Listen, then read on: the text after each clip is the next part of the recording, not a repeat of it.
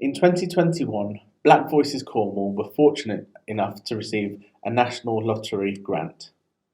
As part of the Community Fund, Black Voices Cornwall were able to go out into the community and help residents, local businesses, visitors, organisations to better understand the wonderful, beautiful, diverse culture we have in this fantastic county. As part of the project, we wanted to cover 5 main areas: to offer training and workshops across Cornwall to improve cultural understanding and tolerance, to access conversations around race and ethnicity in a safe place, to understand and learn from the lived experience of others, to work with businesses and business leaders to support cultural understanding in business and throughout the workplace, and to improve the organisation's face-to-face delivery following COVID. As part of the training and workshop delivery across Cornwall, as an organisation, we wanted to step away from the norms. We wanted to move away from sitting in a room with a PowerPoint presentation and being spoken at. It was important for us as an organisation that we not only delivered an educational presence in the community, but there was physical and visible representation from practitioners of colour, practitioners with lived experience who are able to go into our local communities and start supporting a wider understanding around cultural difference, around cultural diversity, and how by having a better understanding, we were able to create a more cohesive, sustainable, and prosperous community for everyone in Cornwall. With the help of the Community Fund, the Black Voices Cornwall were also able to go out into the community and start creating safe spaces. Over the last 2 years, we've realised from professional practice and research that one of the biggest challenges we face as a community is the inability to start and engage in conversations around race and ethnicity safely and without fear of persecution or getting it wrong. As part of the project, we were able to create safe spaces in places like Newlyn Art Gallery, designated areas within celebration of cultural events where people could come and start engaging in conversation around race and ethnicity, where on that day in particular we had over 1,500 people at the event, all benefiting from a shared experience and an ability to immerse themselves in culture and diversity. We also facilitated some in-depth work at Crescent-Kerno, the National Archives here in Cornwall, where we were able to engage in conversation around our history, around Cornwall's involvement with the transatlantic slave trade and the impact it still carries today on our local communities, particularly those from an ethnically diverse background.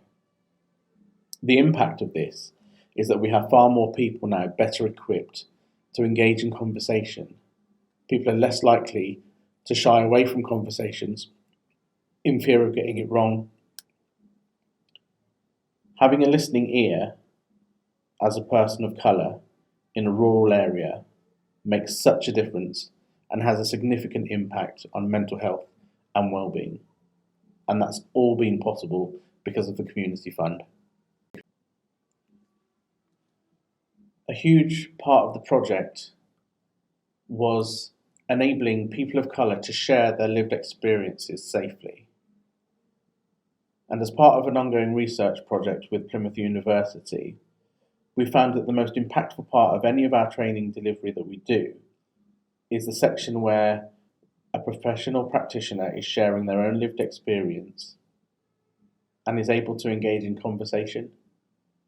It triggers an emotional response from the participants, which leads on to curiosity, opening questions around their own experiences and their own part when it comes to bias and conscious or unconscious awareness of race. As part of this particular area, Black Voices Cornwall were able to produce a podcast which has been shared on major streaming platforms where people can listen to the lived experiences of people of colour, particularly here in Cornwall and rural areas, ranging from professionals in organisations like Devon and Cornwall Police, lecturers from universities, local arts and culture experts, and has also created an opportunity to visibly represent professionals of colour in rural areas. We also hosted a number of online series where people could watch and engage live through a streamed platform, colourful conversations hosted by our cultural lead. We also were able to facilitate conversations at the fish factory where we had deep dives into race and ethnicity, all centred around lived experience and the impact it has on mental health and well-being. And thanks to the community fund, Black Voices Cornwall have been able to create a bank of resources centred around lived experience and the impact it has on our ethnically diverse communities here in Cornwall. Many of the individuals we speak to from the business sector here in Cornwall, particularly those from an ethnically diverse background, have all had similar experiences whereby colleagues and friends and family from out of county have questioned why you would want to live and work in Cornwall knowing that there is so much racism. So a part of the project for understanding culture in Cornwall was to start targeting businesses and organisations so we could offer support and advice and guidance to businesses, to business leaders across Cornwall. As part of this, we were able to partner with Swig Finance and present to a number of businesses and organisational leads from Cornwall and the surrounding area at a virtual business breakfast. This was well attended and had a huge impact in terms of broadening the understanding of those in positions of power when it came to cultural awareness and capability. We've worked alongside the NHS, who are one of the largest employers in Cornwall. We've also worked alongside local authorities, Devon and Cornwall Police, in an attempt to improve the zero tolerance to racism across Cornwall, particularly in business. The most significant output which has been delivered as a result of the support by the Community Fund is that Black Voices Cornwall has improved our face-to-face delivery and engagement since COVID-19. As an organisation that was founded and set up during the lockdowns, it was very difficult to have the impact and the reach that we needed as an organisation, particularly given the challenges of living in a rural area. And because of the grant we received from the Community Fund, we've been able to attend and be present at more than 50 different events and activities over the last year. And that's all because of the funding from the National Lottery. We've been able to create sustainable partnerships with other organisations and charities within Cornwall who specifically deal with the challenges faced by our marginalised communities. We are now running into our second year of celebration of culture, where more than 1,500 people will be able to immerse themselves in culture, in connectivity, where the communities can come together for the first time in a very long time in Cornwall. We've been able to build and develop the team at Black Voices Cornwall and now have a thriving community of 12 dedicated volunteers as a result of the funding from the Community Fund. Without the support from the National Lottery, Black Voices Cornwall would not have been able to maintain or sustain or improve the services that we offer. And because of that, we are now able to support individuals, organisations, schools, communities, grassroots organisations when it comes to understanding race and ethnicity, but more importantly, connecting a community that, because of the geography in Cornwall, is very difficult to connect. We're incredibly grateful to the Community Fund, who have, without a doubt, enabled Black Voices Cornwall to continue to empower Cornwall to become actively anti-racist.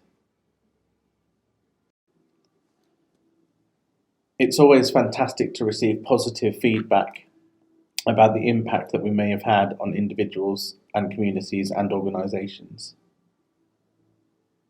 And some of those that we have worked with or engaged with have said, Black Voices Cornwall have created a safe space to think and to talk about inclusion or exclusion for people of colour.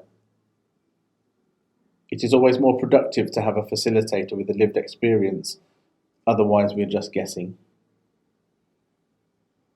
Provisions of a safe and confidential environment where I could meet other BAME staff within my organisation and where I could share experiences, options and concerns. I feel that I have had support from people who understand my concerns and issues and who are willing to help highlight and fight issues. I feel as though I'm not completely on my own dealing with issues that non-BAME staff do not seem to understand or want to be troubled with. I wish I had had this 30 years ago as a young adult living in Cornwall. It has brought me so much comfort knowing this is happening. I think it's great that BVC are encouraging BAME staff to feel that we have value. We have a vital role to play and can and should call out discrimination when we come across it.